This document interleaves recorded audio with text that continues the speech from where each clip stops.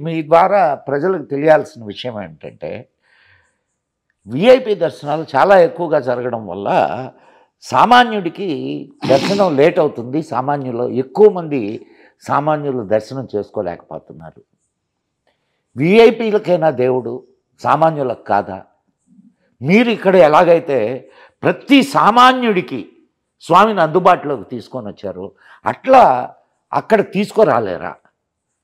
దీనికి మీరు ఏ విధమైనటువంటి సూచనని ఇవ్వగలరు తిరుమల తిరుపతి దేవస్థానానికి? వాళ్ళు ఆచరించనివ్వండి, ఆచరించకపోనివ్వండి, కానీ మనం కోరుతున్నటువంటి కోరిక ఏదైతే ఉందో అది ఆయన వెంటాడుగా. తిరుమల తిరుపతి దేవస్థానం ఒక విచిత్రమైన పరిస్థితి అండి. ఎందుకంటే అక్కడ వాళ్ళు different types of system try చేశారు. ప్రోటోకాల్ అన్నారు, నాన్ ప్రోటోకాల్ అన్నారు, L1, L2, L3 అన్నారు, ప్రయత్నం చేశారు. It is not that they are not trying. Problem ఏమొస్తుందంటే ప్రతిసారి గవర్నమెంట్ మారినప్పుడు కొత్త సిస్టమ్ ఆపరేషన్లో వస్తుంది. ఇప్పుడు మీరు చెప్పినట్టు అన్నమయ్య ఎక్కడ పాడాడండి? బ్రహ్మం ఒకటే, పరబ్రహ్మం ఒకటే ఎక్కడ పాడాడు? సన్నిధిలోనే కదండి పాడాడు. అయితే చిలుకూరులో కూడా మాకు వస్తారు, పెద్ద పెద్ద ఆఫీసర్స్ వస్తారు. మేము ఏం చేస్తాము అంటే వాళ్ళ వల్ల లైన్ ఆగకుండా ప్యారలల్గా వెళ్ళిపోతూనే ఉంటారు. వాళ్ళు కూడా దర్శనం చేసుకుని వెళ్ళిపోవడమే. మేము ఎందుకంటే కొంతమందిని మనం అవాయిడ్ చేయలేం, దర్శనానికి వచ్చే వాళ్ళని మనం. కానీ వాళ్ళు వచ్చినప్పుడు మొత్తం దేవాలయం మొత్తం ఖాళీగా ఉంచి వాళ్ళని పంపించి వాళ్ళ దర్శనం అయ్యే వరకు బయట లైన్ వెయిట్ చేయించి, ఇది మాత్రం నేను ఒప్పుకోను సార్ అండి. అది మాత్రం ప్రోటోకాల్ అనేది ఈ లైన్ ఆఫ్ థింకింగ్ అనేది మనం మార్చుకోవాలని నేను ప్రార్థిస్తున్నాను. మీ ద్వారా తిరుమల తిరుపతి దేవస్థానాన్ని కూడా ప్రార్థిస్తున్నాను. ఈ ప్రోటోకాల్ సిస్టమ్ అనేది కొంచెం దయచేసి మనం మార్చే ప్రయత్నం చేయాలని. విపరీతమైనటువంటి భక్తులు తాకిడి ఉన్నప్పుడైనా వాళ్ళు చెప్తారు no VIP, Friday, Saturday, Sunday break దర్శనం లేదు అంటారు. కానీ అది ఆచరణ యోగ్యంగా ఉండే ప్రణాళిక లేకపోవడం వల్లనే ప్రాబ్లం వస్తుంది. ఇది కానీ ఈ విఐపీలు కూడా అది గుర్తిస్తే బాగుంటుందేమో. విఐపీలు ఇంకొకటి నేనేమంటున్నానంటే, ఇప్పుడు దేవుడి దగ్గర విఐపీ ఏమిటి? ఐఓఆర్ కృష్ణారావు గారు ఈఓగా ఉన్నప్పుడు 2009-10 సంవత్సరాల్లో ఆయన ఒక దర్శనం విధానం పైన ఒక పెద్ద కాన్ఫరెన్స్ జరిగింది. మీకు గుర్తుంటుంది అనుకుంటా. నాన్నగారిని కూడా రమ్మన్నారు, మీరు ఎలాగైతే ఆపరేట్ చేస్తున్నారు అనేది.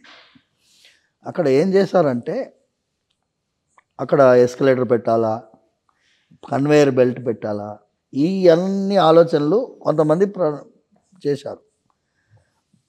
నాన్నగారు ఏమన్నారంటే, తిరుమల తిరుపతి దేవస్థానానికి సమానమైనటువంటి క్షేత్రాలు వెంకటేశ్వర స్వామి ఎన్నుకున్న క్షేత్రాలు ఉన్నాయి. ఇప్పుడు చిలుకూరు ఉందండి, చిలుకూరులో స్వామివారు స్వయం వ్యక్త క్షేత్రం, ద్వారకా తిరుమల. ఇక్కడ మహబూబ్నగర్ జిల్లాలో అక్కడ ఒక కురుమూర్తి వెంకటేశ్వర స్వామి. ఇలాంటి దేవాలయాలు ఆయనే క్రౌడ్ మేనేజ్మెంట్ చేసుకున్నాం. వెంకటేశ్వర స్వామి అందరూ కలిసి తిరుమల మీద వెళ్లకుండా మీకు ఏడాదికి ఒక్కసారి ఇక్కడెక్కడ ఉండే దేవాలయాల్లో దర్శనం చేసుకుంటే ఈ క్రౌడ్ అనేది కొంచెం స్ప్రెడ్ అవుట్ అవుతుంది. ఆ టైపు మీరు ట్రై చేయండి అని సూచించారు నాన్నగారు. కర్ణాటకలో ఎక్కడెక్కడ వెంకటేశ్వర స్వామి దేవాలయాలు ఉన్నాయి, తమిళనాడులో ఉన్నాయి. ఇక్కడంతా కూడా మీరు అదే అనుభూతి మీరు పొందే ప్రయత్నం చేయండి. అది ఒక విధంగా చూస్తే ఒక విధంగా క్రౌడ్ మేనేజ్మెంట్ జరుగుతుంది. ఇంకోటి, గ్రామీణ దేవాలయ వ్యవస్థ చిన్నాభిన్నం అవ్వడం వల్ల ఈ జీవాత్మ ఉంది చూసారా, అది తప్పిస్తుంది. స్వామివారి దర్శనానికి తప్పిస్తుంది జీవాత్మ.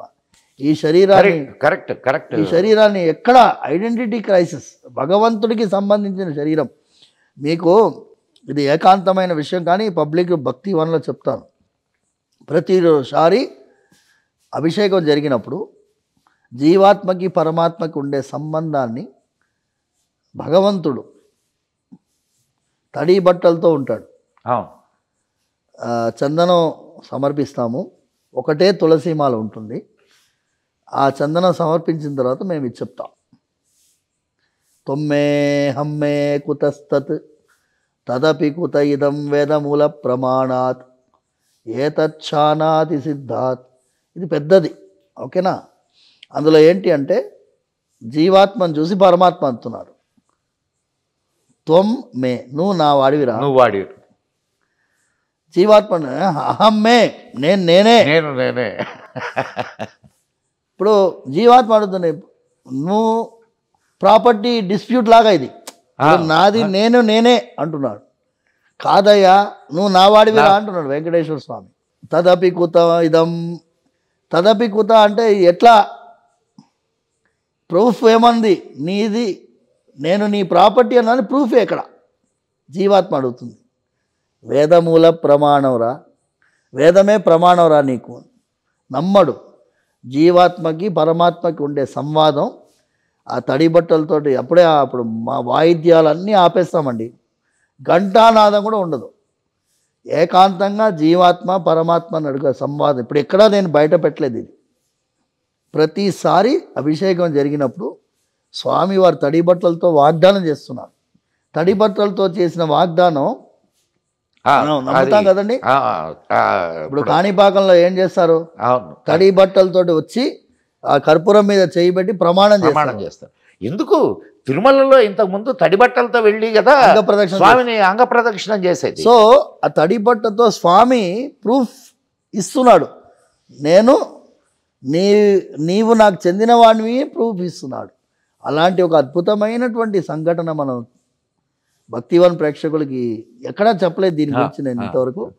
సో మనం ఈ లైన్లో మనం తీసుకువెళ్ళాలి.